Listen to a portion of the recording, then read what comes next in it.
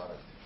So later this year, we'll do this Fantasy Fair Hall that is going to be really just this great new home for Disney princesses. And then the Seven Dwarfs Mine Coaster, which is in 2014. So there's a lot left to come there. We're hard at work, as you know, on our development for Avatar. And so that continues on track. I just about 10 days ago spent some time with Joe Rohde and the team there, and there's some really special things that we're looking forward to unveiling for you in the future. So we're going to continue on with that. By the way, I also felt that you might be intrigued by the notion of our acquisition of Lucasfilm last summer and the implications that might have for our parks. I don't want to announce anything today, but let me just say we're intrigued as well. So that's going to be exciting too. So there's just some great things going on, and a lot more ahead. One of those things, the thing we're here to talk to you about today, is Downtown Disney. And I guess there's been a rumor or two that there might be something going on. There's something going on. We think about our business in the context of the guest experience. And the guest experience for us is not just limited to the parks. It's throughout our properties. Anytime that we're hosting our guests in any venue, in any one of our businesses, from our parks to our resorts to our cruise ships to Adventure by Disney, we want to think about maximizing the guest experience. And certainly, Downtown Disney is no exception. Now, Downtown Disney has been a part of our guests' vacations in Central Florida and the lives of people who live here for about 30 years. And it's always been popular. But we also felt like that there was more we could do, and that we had a real opportunity to make this an even more special place. Now, a few years ago, we had some plans in place, actually, to do a transformation of Pleasure Island and something called Hyperion Wharf. And the fact is, we took a look at that. We stepped back. Bruce Vaughn, creative head for Imagineering, Meg Crofton, who you all know well. And we took a hard look at it and concluded that we could do better. And so, despite the fact that we knew there was an opportunity there, we wanted to make sure that we took advantage of it. And so we took a little extra time and have some new plans that I want to talk a little bit about today. Today will be mostly just the concept. You see a little bit of the renderings behind me. And there'll be a lot more to talk about in the future. One of the things we wanted to make sure that we did in transforming that guest experience at Disney Springs, which is what we're going to call the new place. You probably heard that rumor too. It's been a not very well kept secret, I guess. But we sort of took our cue from something that many of you probably know, and that is that Walt Disney's parents actually met and married here in Central Florida, not far from here. They were married in a little town called Kismet, which I love, just the notion that that was the place they got married.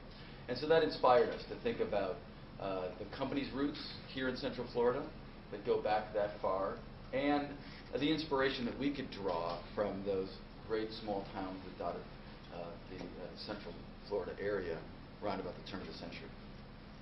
And so in our story, Disney Springs grew up around a series of natural springs here in Central Florida and became a thriving community and grew from there. And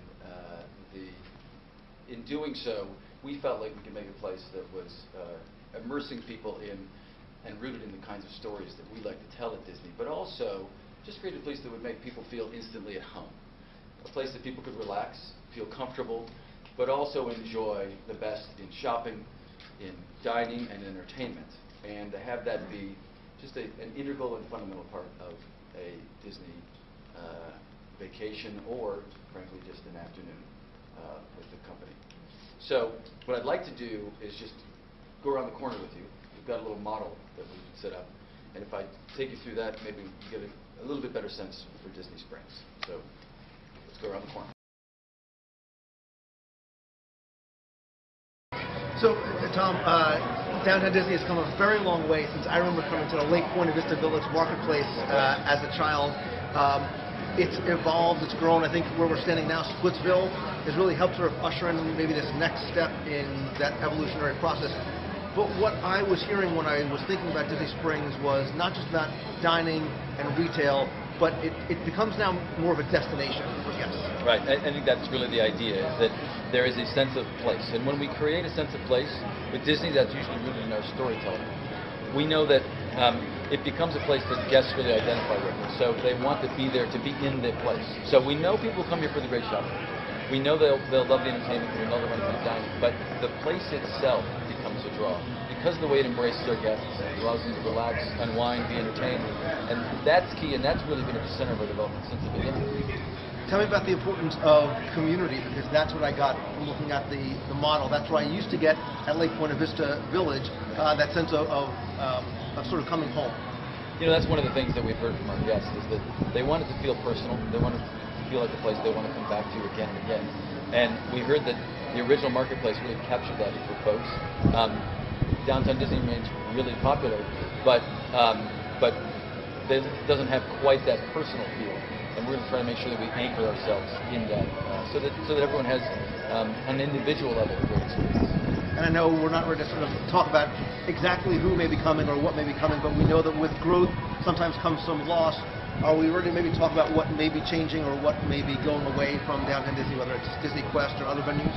Well, I got asked about Captain Jack's earlier, and I would say that Captain Jack's is now in the limited time magic category. So, and there'll be a number of other things that change out. But we're Disney, so we like to unroll these things over time and maybe tease you a little bit. And do we know when construction is actually going to begin? Yeah, next month. And how do you see it for locals as well as for visitors that come to Disney World? Will it have that cross-category appeal for both?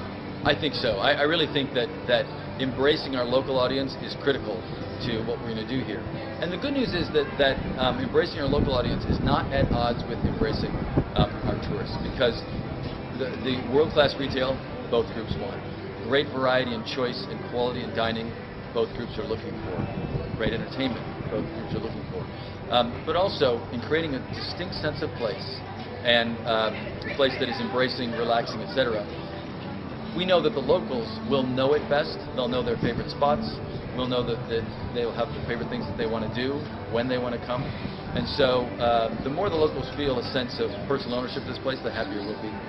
And one last thing, I know we were just talking about the that possibility of Tiki Bar and that's limited time magic, but can you speak just kind of in general to the fact that right now you've got everything from quick service all the way up to the theme dining, so is that trend going to continue with what you plan to bring in here? Well, we want to make sure that we do have that trend continue. In other words, when you come in and zip in to do a little shopping, let's say, and maybe the kids get hungry, you don't always want to sit down for a long meal. You might just want to grab something, as long as it's healthy and has good quality if you're in my house, and then go.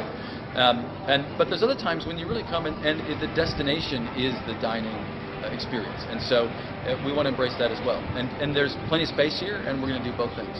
And one last quick... I'm sorry. Oh, okay. One last quick question.